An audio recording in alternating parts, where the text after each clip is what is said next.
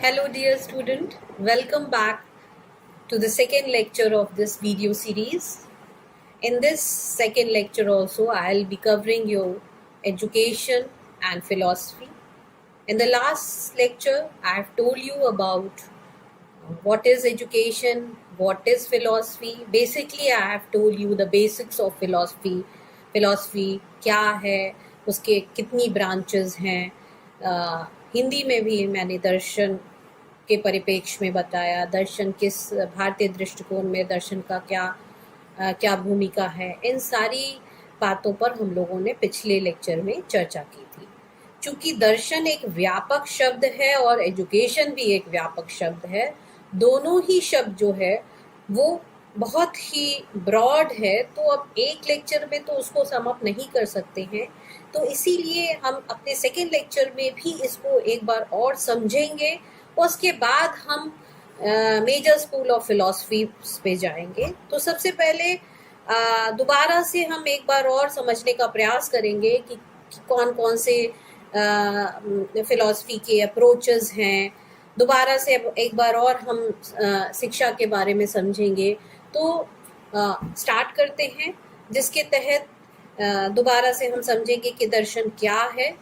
Basically मैंने पिछले lecture में भी आपको बताया था, जीवन जीने का नज़रिया या गूढ़ रहस्यों की जो हम बात करते हैं वो सारा हम दर्शन के अंतर्गत ही समझते हैं. पिछले लेक्चर में भी हमने आपको बताया था कि किस तरह शिक्षा और एजुकेशन एक दूसरे से संबंधित हैं. इस लेक्चर के माध्यम से में भी हम आपको स्लाइड्स के द्वारा एक बार और क्लियर करेंगे कि कैसे ये एजुकेशन एंड फिलॉसफी दोनों ही इंटरडिपेंडेंट हैं, इन दोनों का क्या रिलेशन है.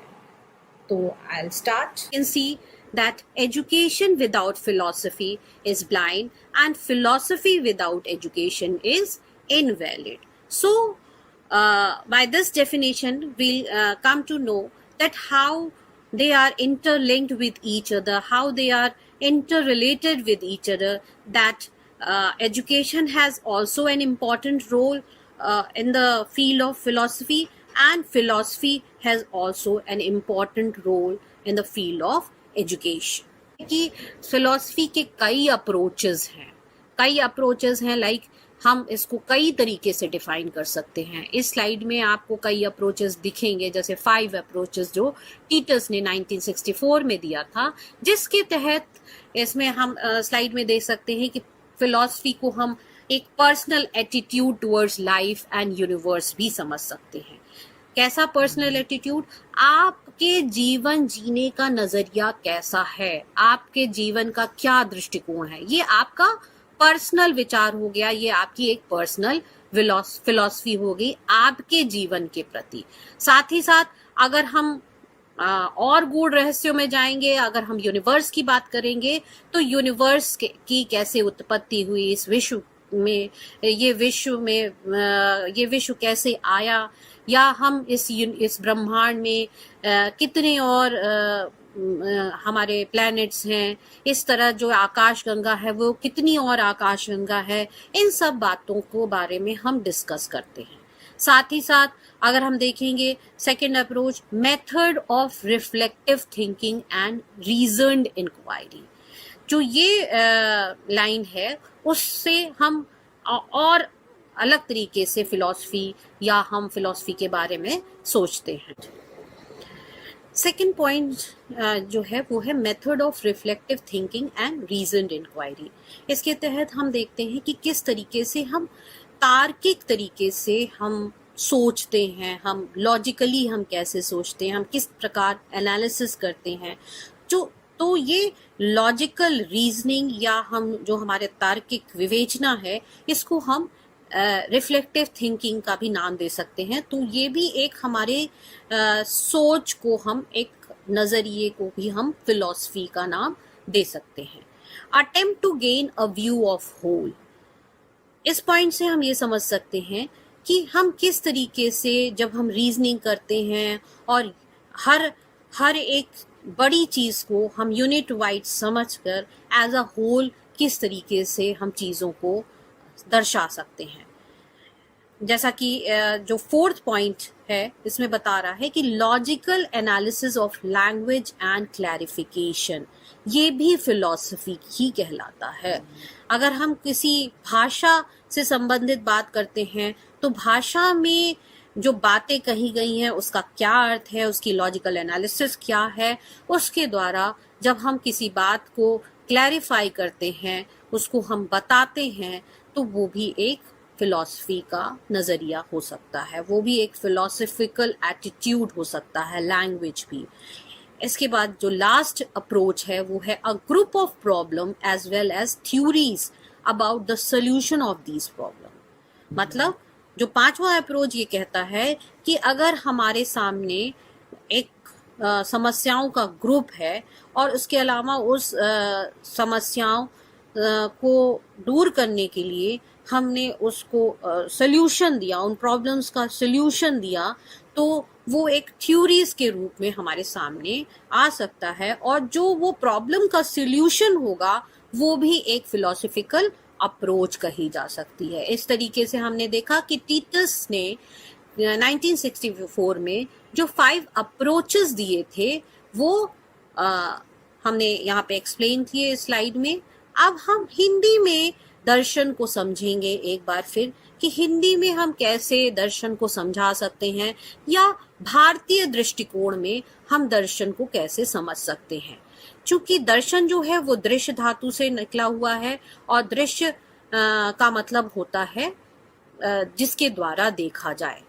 तो द्वारा देखा जाए का मतलब यहाँ हो जाएगा जैसे कि हम कैसे अनुभूत के द्वारा अल्टीमेट रियलिटी की बात करते हैं। तो अब हम देखेंगे कि दर्शन मनुष्य के चिंतन की उच्चतम सीमा है। ये मतलब जैसा कि हमने रिफ्लेक्टिव थिंकिंग में बताया, उसी तरह जब हम भारतीय संप्रदाय में देखते हैं दर्शन को, तो दर्शन को उन्होंने बताया कि मनुष्य के चिंतन की उच्चतम सीमा है, और इसमें संपूर्ण ब्रह्मांड एवं मानव जीवन के वास्तविक स्वरूप के बारे में बताया गया है। अब वास्तविक स्वरूप क्या हो सकता है? जैसे आपका सृष्टि, सृष्टा, आत्मा, परमात्मा, जीव जगत, ज्ञान, अज्ञान, ज्ञान प्राप्त करने के साधन, और मनुष्य के करणीय और अकरणीय कर्म। तो इसकी जब हम तार्किक विवेचना करते हैं, या हम तार्किक विवेचना की जाती है कि आत्मा क्या है, परमात्मा क्या है, ये ज्ञान अज्ञान क्या है, ज्ञान के साधन क्या हैं, सृष्टि के निर्माता कौन है, जब हम इसके बारे में एनालिसिस करते हैं तो ये भी एक दर्शन का रूप कहा जा सकता है, या हम इसको भी दर्शन कह सकते हैं।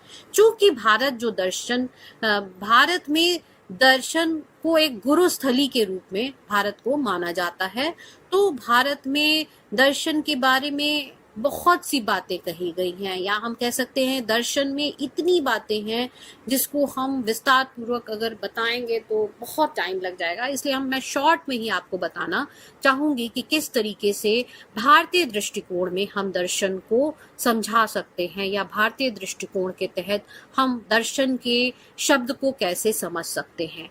जैसा कि उपनिषद में एक डेफिनेशन आई है दर्शन की कि दृश्यते अनेन इति दर्शनम। दृश्यते अनेन इति दर्शनम मीन्स जिसके द्वारा देखा जाए। तो इस तरीके से क्या है कि अंतिम सत्य की खोज में हमें ब्रह्मांड के स्वरूप और इसके कर्ता एवं उत्पादन तथा कारण पर हम बात करते हैं। साथ ही साथ आप क्या देखेंगे कि हम दर्शन में किन चीजों के बारे में बात करते हैं। तो हम बात करेंगे कि दर्शन जो है वो ज्ञान की उस शाखा को कहते हैं जिसमें हम ब्रह्मांड के बारे में बात करते हैं, अंतिम सत्य के बारे में बात करते हैं, और अल्टीमेट रियलिटी के बारे में बात करते हैं, हम उसकी खोज करते हैं। तो इस तरीके से हमने देखा कि इस शब्द को हम दर्शन शास्त्र की संज्ञा दे सकते हैं। फिलॉसफी क्या है, फिलॉसफी का क्या रोल है, तो बेसिकली फिलॉसफी करती क्या है। तो अगर हम मेटाफिजिक्स के तहत देखेंगे तो ये स्पेकुलेशंस करती है।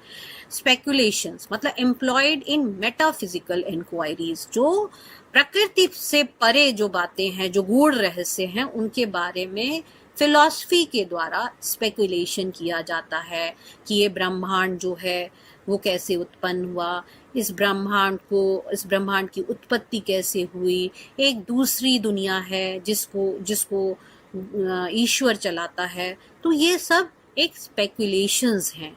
इसके बाद आता है फिलॉसफी का एक और टास्क है कि हम कैसे एनालिसिस करते हैं। हम दूसरी ब्रांच है एपिस्टेमोलॉजी, जिसमें हम ज्ञान की बात करते हैं, ज्ञान के स्वरूप की बात करते हैं, ज्ञान के कितने फॉर्म्स हैं, ज्ञान से रिलेटेड क्या क्या विषय हैं, ज्ञान से रिलेटेड कौन कौन से सिद्धांत हैं।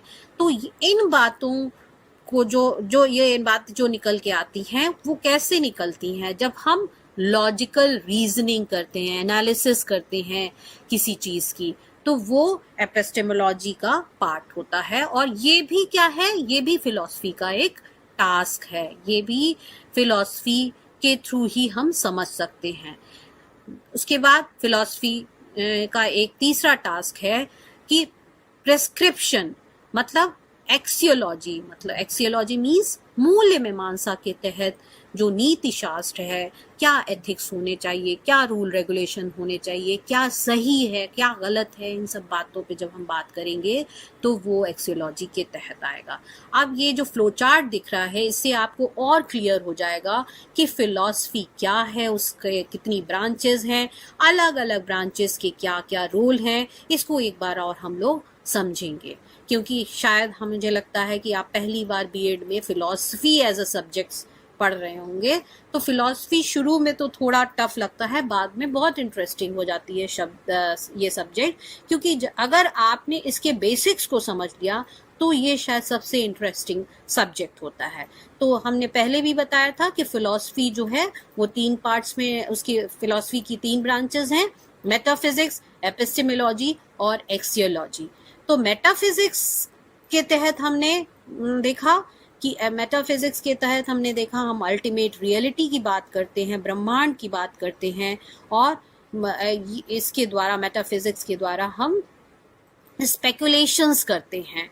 बात आती है एपिस्टेमोलॉजी, और साथ ही साथ मेटाफिजिक्स में क्या है, एक तरह की इंक्वायरी होती है, डिफरेंट मेथड्स एम्प्लॉयड होते हैं, जिसके तहत हम तत्व मीमांसा के तहत हम अलग अलग स्पेकुलेशंस लगाते हैं। अब बात करते हैं फिलॉसफी की दूसरी ब्रांच जो इस फ्लो चार्ट में दिख रही है, जो कि बता रही है कि नेचर ऑफ नॉलेज, हम ज्ञान के बारे में कैसे जानते हैं, उसका क्या नेचर है, उसकी हम कैसे डिस्क्रिप्शन करते हैं, उसकी एनालिसिस कैसे करते हैं, ये फिलॉसफी की दूसरी ब्रांच है। अब फिलॉसफी की जो तीसरी ब्रांच है एक्सियोलॉजी, तो एक्सियोलॉजी को हम हिंदी में कहते हैं मूल्य मीमांसा।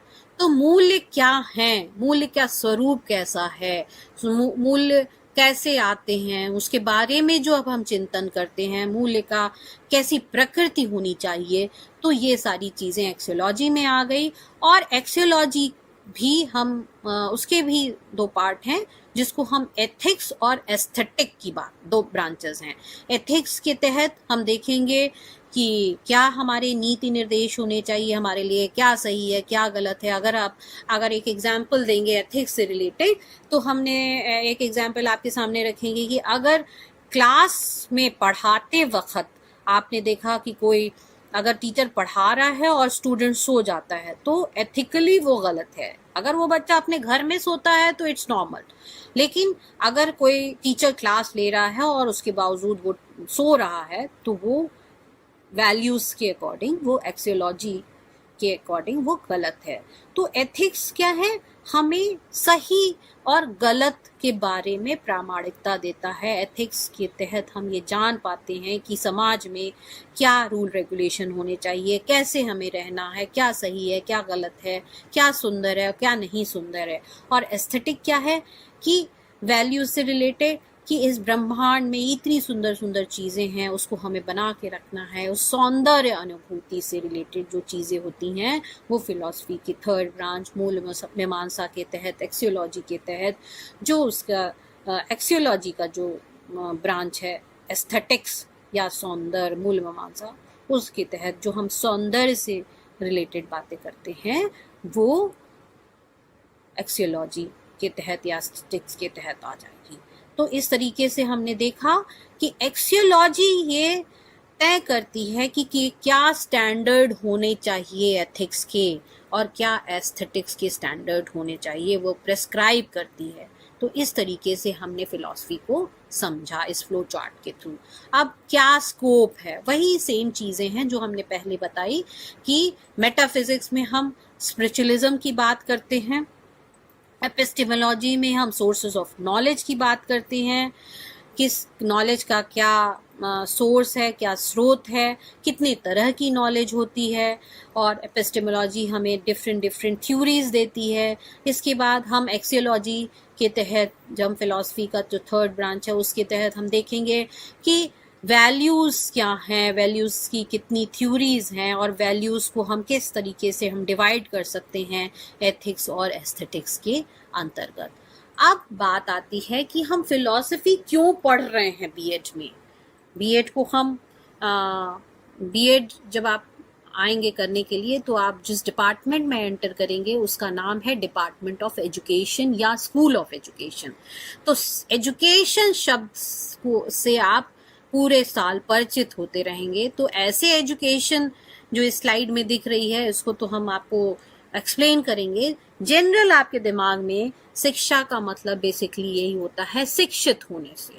तो सबसे पहले शिक्षा क्या है, शिक्षा कैसे, शिक्षा की उत्पत्ति कैसे हुई, इन सब बातों में हम इन सब बातों की चर्चा करेंगे। इसके शाब्दिक अर्थ की विवेचना जब करते हैं तो हम देखेंगे कि एजुकेशन जो है वो दो लैटिन भाषा से निकला है, एडुकेयर एंड एडुसियर। एडुकेयर का मतलब होता है to nourish, to bring up, to raise, और एडुसियर का मतलब होता है to bring forth, to draw, to lead out, और तीसरा एक और शब्द है एजुकेटम, the act of teaching and training, एजुकेटम। तो इस तरीके से हमने देखा कि एजुकेशन शब्द जो है वो लैटिन भाषा के बेसिकली 3 शब्दों से निकला हुआ है, एडुकेयर, एडुसियर एंड एजुकेटम। तो इस तरीके से हमने देखा कि कैसे हम हमारे बिहेवियर में चेंज होता है एजुकेशन के द्वारा, शिक्षा के द्वारा हम कैसे हम क्या क्या हमारे बिहेवियर में, हमारे व्यवहार में किस प्रकार चेंजेस आते हैं, एजुकेशन क्या करती है, उसका रोल क्या है। बेसिकली अगर हम देखेंगे सबसे पहला वर्ड जो यहाँ पे दिख रहा है एडुकेयर, तो इसमें जो बताया जा रहा है कि ये हमें नरिश करता है, हमें इस तरह बनाता है, बलवान बनाता है कि हम आगे बढ़ सके, हमें ऊपर उठाता है, हमें आगे बढ़ाता है। मीनिंग ऑफ एजुकेशन की बात करते हैं, शिक्षा का अर्थ क्या है। शिक्षा के अर्थ की जब हम बात करेंगे तो हम देखेंगे कि एजुकेशन क्या है, नॉलेज कैसे हम अटेन करते हैं, एक्विजिशन ऑफ नॉलेज। तो एजुकेशन जो है वो उसकी मीनिंग हो गई एक्विजिशन ऑफ नॉलेज। और इसके बाद आता है एजुकेशन जो है वो एक टूल टू डिसिप्लिन या इंटेलेक्ट का एक टूल है, एक तरीका है आपके इंटेलेक्ट का। साथ ही साथ शिक्षा हमें जीवन की तैयारी भी कराती है, शिक्षा से हमें एक दिशा भी मिलती है, साथ ही साथ शिक्षा से हमें ग्रोथ भी मिलता है और ट्रांसमिशन ऑफ हमारा कल्चर भी होता है। हमारी जो संस्कृति है उसको हम आगे एजुकेशन की सहायता से बढ़ाते हैं। तो इस तरीके से हमने मीनिंग ऑफ एजुकेशन देखा। अब यहाँ डेफिनेशन ऑफ एजुकेशन देखेंगे कि education being a most important social activity, its meaning have been changing through the ages due to changes in social and physical condition as well as philosophical outlook of people towards life. Different educationalists therefore interpreted in differently at different times. Some of the most popular definition given by our ancient educational thinkers are given below. जैसे विवेकानंद ने क्या कहा, education is the manifestation of divine perfection already existing in man. तो ये definition है। दूसरा, अरबिंदो ने education को बताया, education is helping the growing soul to draw out that it is in self. और महात्मा गांधी ने कहा, education is the all round drawing out of the best in the child and man body, mind and spirit. तो इस तरीके से हम लोगों ने देखा कि फिलॉसफी क्या है, एजुकेशन क्या है। फिलॉसफी ऑफ एजुकेशन जो है वो फिलॉसफी ऑफ एजुकेशन को हम इस तरीके से डिफाइन कर सकते हैं कि फिलॉसफी ऑफ एजुकेशन में be defined as application of fundamental principles of philosophy of life to the work of education. Philosophy of education offers a definite set of principles and establishes a definite set of aims and objective.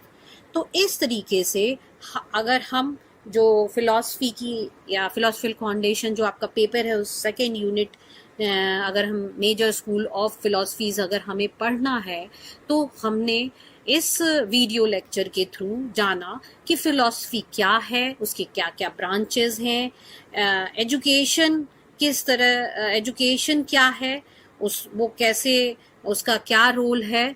तो ये total दोनों चीज़ें हमने इस video lecture के through समझ ली। अब आगे जो हम लेक्चर्स आपकी होगी वो आपके school of education, school of philosophy से होगी।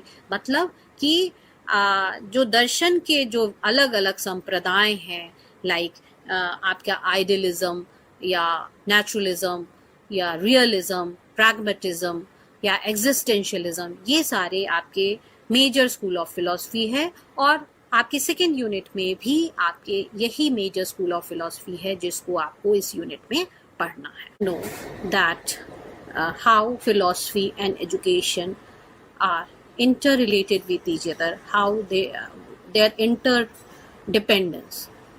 Like the first point, philosophy and education are closely related with each other. How they are closely related?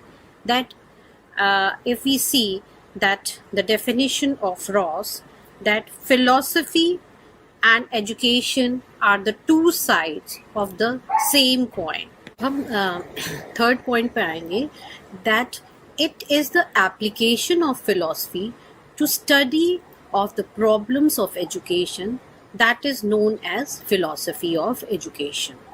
तो इस तरीके से हमने देखा कि कैसे फिलॉसफी और एजुकेशन एक दूसरे से संबंधित हैं, किस तरीके से वो इंटरलिंक्ड हैं, जिसके तहत हमने ये पॉइंट को और अच्छे से डिराइव किया। क्या कि it is an application of philosophy to study of the problem of education and that is known as philosophy of education.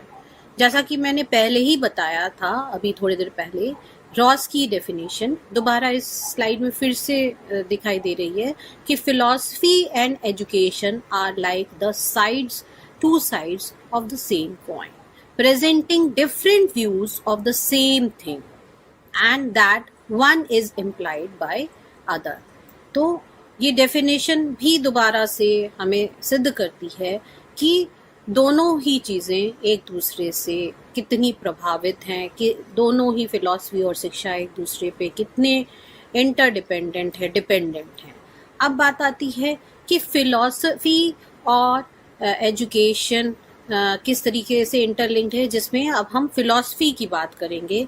Philosophy की बात तो हो चुकी, अब हम एजुकेशन की बात करेंगे कि एजुकेशन किस तरीके से फिलॉसफी पे डिपेंडेंट है।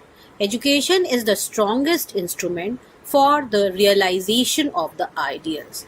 जो भी हमारे मूल हैं उनको रियलाइज करने के लिए, उसकी अनुभूति के लिए हम जो भी हमारे फिलोसफिकल व्यूज़ हैं उसको हम कैसे अपने अंदर आत्मसात करेंगे, उसको हम कैसे अंदर लेके और अपने जीवन में अपना सकेंगे, ये पूरा निर्भर करता है शिक्षा के ऊपर। शिक्षा ही हमें वो मार्ग बताती है जिसके द्वारा हम फिलोसफिकल आइडियल्स को, या हम जो हमारे दार्शनिक मूल्य हैं या विचार हैं उसको हम अपने अंदर समाहित करके और हम अपने जीवन का मार्गीकरण कर सकें। साथ ही साथ एजुकेशन हमें सिविलाइज्ड भी बनाती है। So we will again read this point that, like, education is the strongest instrument for the realization of ideals of life and a civilized attempt to bring about the desired development of human personality। मतलब कि शिक्षा के द्वारा ही हमारे अंदर change in behaviour होता है, हमारी ह्यूमन पर्सनालिटी है उसमें चेंज होता है। कैसे? जो हम दर्शन के द्वारा जो हम आइडियल्स बनाते हैं, जो हम नज़रिया रखते हैं, उसको हम शिक्षा की मदद से हम अपने अंदर उतारते हैं या हम अपनी पर्सनैलिटी में चेंज लाते हैं। अब कैसे, किस तरीके से एजुकेशन डिपेंड करती है फिलॉसफी पे, ये हम देखेंगे कि philosophy determines the real destination of education. शिक्षा जो दर्शन जो है वो किस प्रकार से शिक्षा को अंतिम डेस्टिनेशन दिखाती है, या हम फिलॉसफी ही जो है जो हमें एक मार्ग दिखाती है कि हमें कहाँ तक पहुँचना है। तो इस तरीके से हम देखेंगे कि फिलॉसफी का क्या रोल है एजुकेशन में। जैसे अगर हम शिक्षा के हम उद्देश्यों को देखेंगे, हम किस प्रकार शिक्षा के उद्देश्य बनाएं, तो सबसे पहले मेटाफिजिक्स जो कि फिलॉसफी की ब्रांच है उसकी हेल्प से हम शिक्षा के उद्देश्यों का निर्धारण कर सकते हैं। अब बात आती है कि मेथड्स, हम टीचिंग मेथड एजुकेशन में जो शिक्षा के टीचिंग मेथड हैं उसमें हम कैसे चेंजेस करें, क्या कौन से टीचिंग मेथड्स को अप्लाई करें, तो इसमें फिलॉसफी किस प्रकार रोल अदा करेगी। तो फिलॉसफी का जो दूसरा ब्रांच है एपिस्टेमोलॉजी, उसके द्वारा हम शिक्षा के डिफरेंट मेथड को चूज कर सकते हैं। अब बात आती है कि करिकुलम की, करिकुलम कैसे बनाया जाए, जो एजुकेशन का जो करिकुलम है उसको हम कैसे बनाएंगे, तो उसमें फिलॉसफी कैसे हमारी हेल्प करेगी। तो फिलॉसफी की जो थर्ड ब्रांच है एक्सियोलॉजी, जो एक्सियोलॉजी कैसे डिवाइडेड है आपके एथिक्स और एस्थेटिक्स में, मतलब एक्सियोलॉजी हमारे मूल्यों का निर्धारण करती है और मूल्यों के द्वारा हमें ये पता चलता है हमारे एथिक्स, मतलब हम क्या हमारे लिए सही है, क्या हमारे लिए गलत है, रूल एंड रेगुलेशन बताती है। तो इस तरीके से सोसाइटी में क्या चीज़ें चल रही हैं उसके द्वारा, सोसाइटी में किन चीज़ों की ज़रूरत है उसके द्वारा हम करिकुलम का निर्माण करते हैं। As I have told you that philosophy and education are the two side of the same coin. This definition was given by Ross, जिसके तहत उन्होंने दर्शन और शिक्षा दोनों को एक दूसरे से संबंधित बताया। उन्होंने कहा कि ये एक ही सिक्के के दो पहलू हैं। इसी तरह जॉन एडम्स ने बताया कि education is the dynamic side of philosophy. तो इस तरीके से हम लोग देखेंगे कि किस तरीके से फिलॉसफी और एजुकेशन एक दूसरे से जुड़े हुए हैं, कैसे वो इंटर रिलेटेड हैं। फिर बात करते हैं education is application of philosophy और philosophy of education is applied philosophy. जैसे इस स्टेटमेंट से समझ में आ रहा है कि education is application of philosophy. शिक्षा क्या है, वो दर्शन का प्रैक्टिकल पार्ट है, एप्लीकेशन अप्लाइड पार्ट है, और philosophy of education is applied philosophy. किस तरीके से फिलॉसफी को हम शिक्षा के क्षेत्र में प्रयोग करते हैं। तो इस तरीके से अब जब हम इंटरडिपेंडेंस देखेंगे तो या हम बताते हैं कि कैसे ये एक दूसरे से इंटरलिंक्ड है, तो एक चीज़ बहुत इम्पॉर्टेंट निकल के आती है कि कैसे वो एक दूसरे से रिलेटेड हैं, जिसमें कैसे फिलॉसफी जो है वो एजुकेशन पर डिपेंड करती है, जिसमें बहुत इम्पॉर्टेंट है कि फिलॉसफी किस तरीके से शिक्षा पे डिपेंडेंट होगी, जिसमें पहली चीज आती है एजुकेशन एज बेस। मतलब ये शिक्षा जो है वो आधार के रूप में होगी।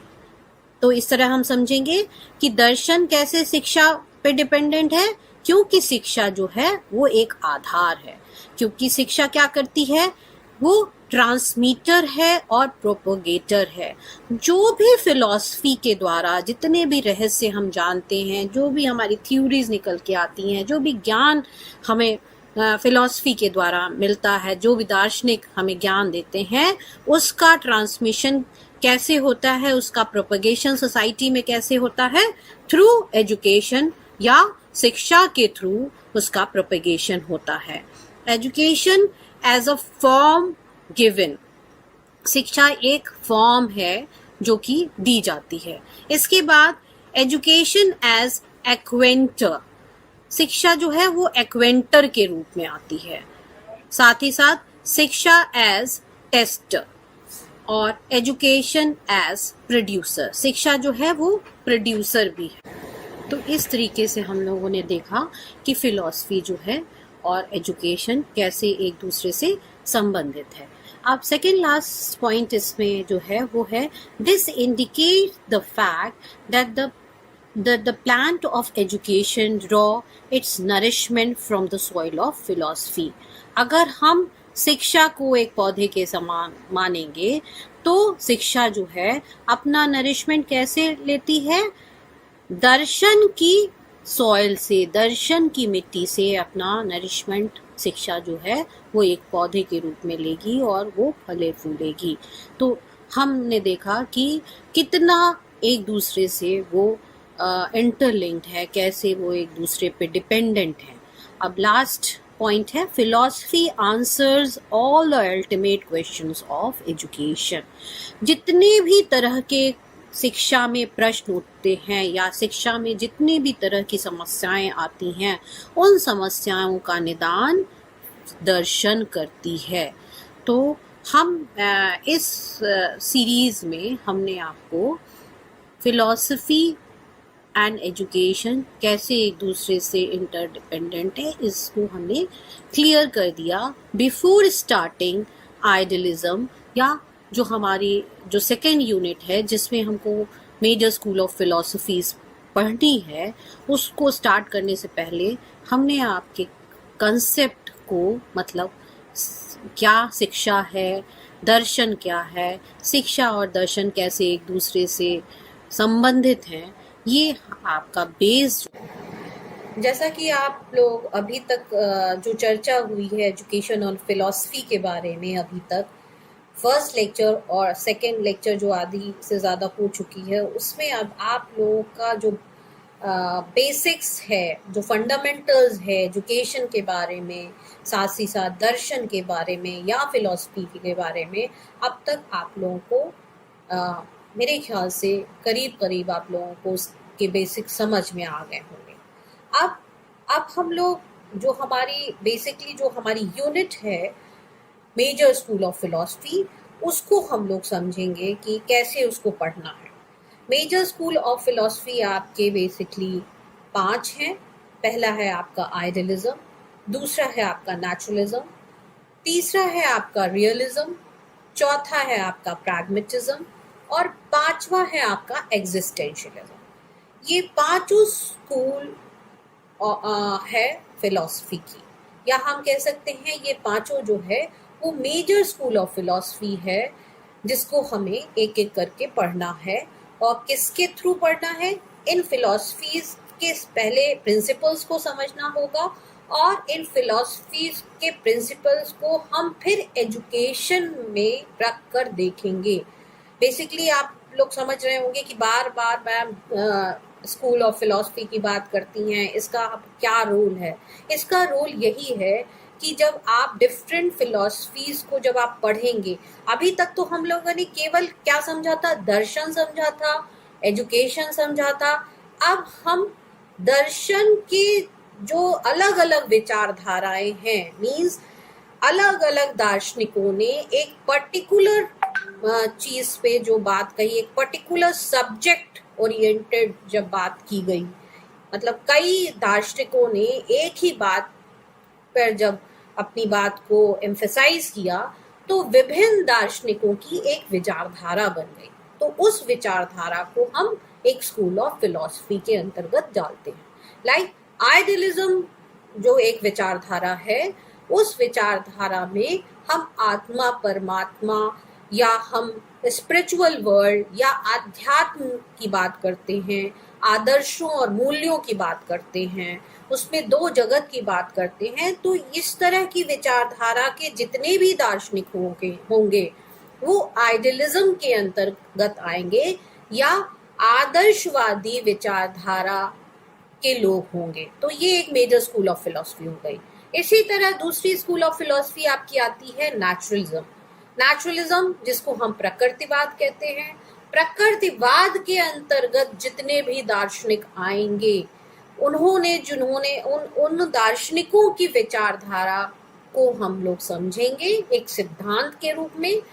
जितने भी प्रकृतिवादी हुए हैं उनकी कॉमन विचारधारा को हम लोग लेंगे अलग से एक अलग लेक्चर में, और फिर हम उस नेचुरलिज्म के सिद्धांतों को समझेंगे और then we'll put all the principle with education.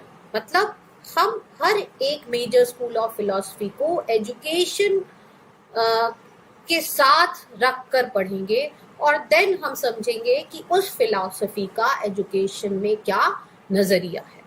तो इस तरीके से हमने आपको बताया कि 5 मेजर स्कूल ऑफ फिलॉसफीज हमें पढ़नी है।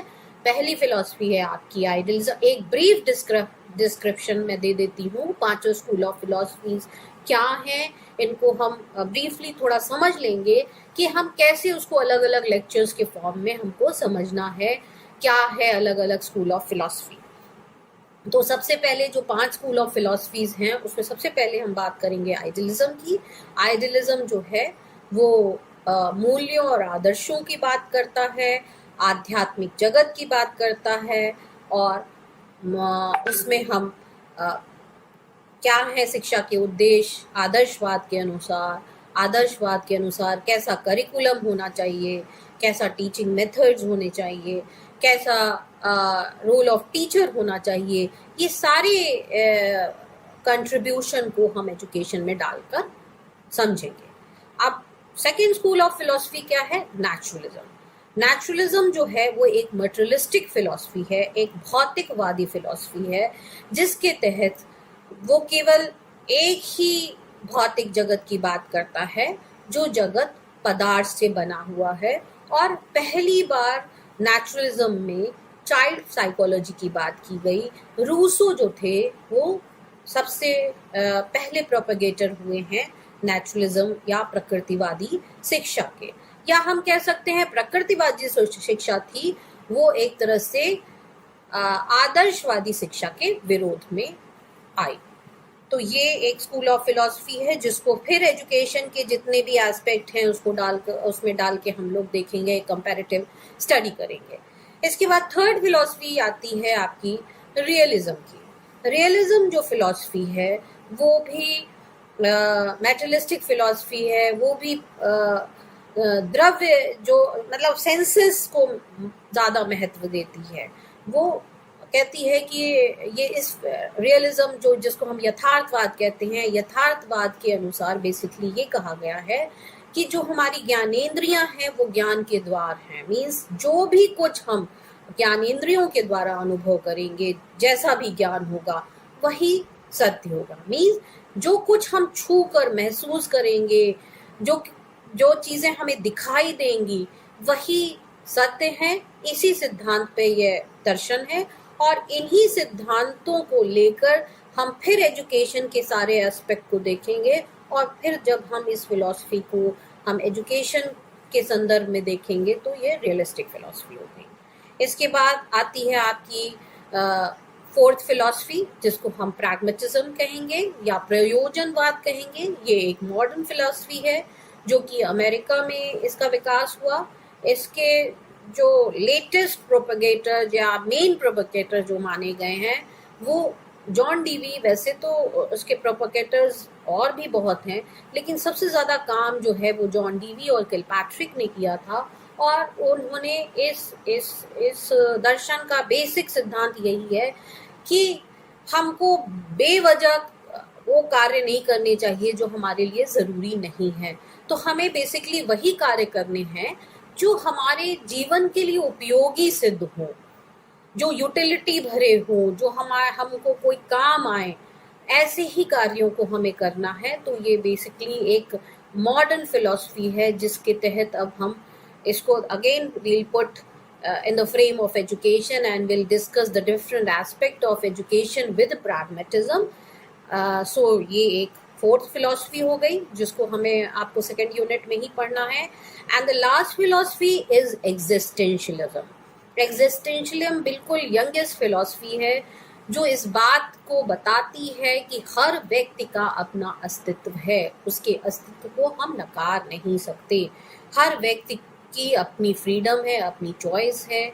तो बेसिकली हम इस दर्शन के द्वारा व्यक्ति के इंडिविजुअल की इंडिविजुअलिटी की बात करते हैं, उसके इंडिविजुअल डेवलपमेंट की बात करते हैं और फिर दोबारा से इस सारे सिद्धांतों के आधार पे एजुकेशन के फ्रेम में रखकर हम उसके डिफरेंट एस्पेक्ट लाइक उसके aims of education, then curriculum, then teaching methods, then discipline, then role of teacher, ये सारे एस्पेक्ट, स्कूल, स्टूडेंट, ये सारे जितने भी हमारे एजुकेशन के एस्पेक्ट्स हैं उनको उसी फ्रेम में फिर एग्जिस्टेंशियलिज्म की फिलॉसफी को रखेंगे और फिर हम उसको समझेंगे। तो इस तरीके से हम लोगों ने देखा कि यूनिट 2 में 5 मेजर फिलॉसफीज हैं।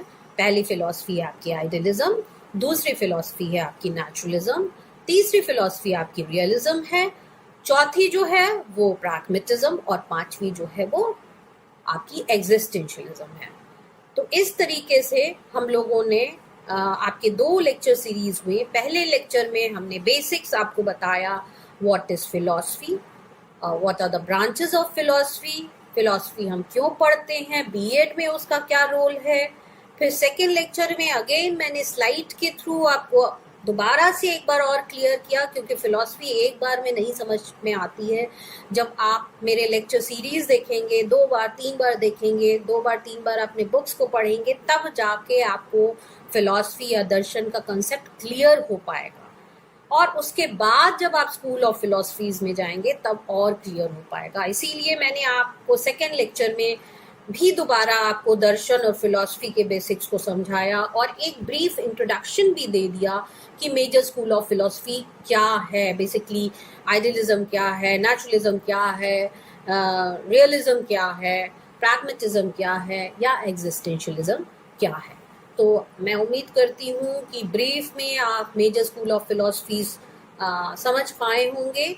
बट मैं अपने अगले लेक्चर्स में, अपने अगले लेक्चर के वीडियो सीरीज में आपको एक सिंगल इज्म के रूप में मैं आपको अलग अलग इज्म समझाऊंगी। लाइक आइडियलिज्म की एक आपका अलग लेक्चर, वीडियो लेक्चर होगा और नेचुरलिज्म का अलग होगा, प्रैग्मेटिज्म, रियलिज्म, एग्जिस्टेंशियलिज्म, इन सारे इज्म्स के एक अलग अलग वीडियो लेक्चर्स होंगी। और इस माध्यम से आपको इज्म्स के कॉन्सेप्ट्स और बेसिक्स को क्लियर करने में मैं शायद कामयाब हो पाऊंगी। Thank you so much student.